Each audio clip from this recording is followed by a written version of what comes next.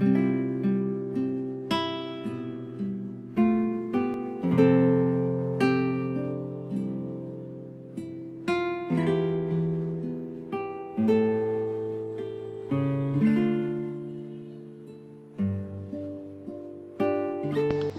mabuting balita ng Panginoon ayon kay San Lucas.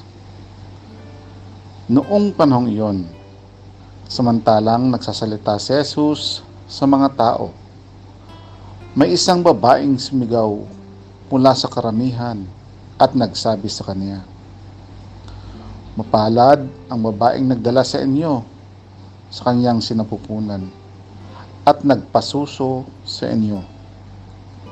Ngunit sumagot siya, "Higit na mapalad ang mga nakikinig sa salita ng Diyos at tumutupad nito." Ang mabuting balita ng Panginoon.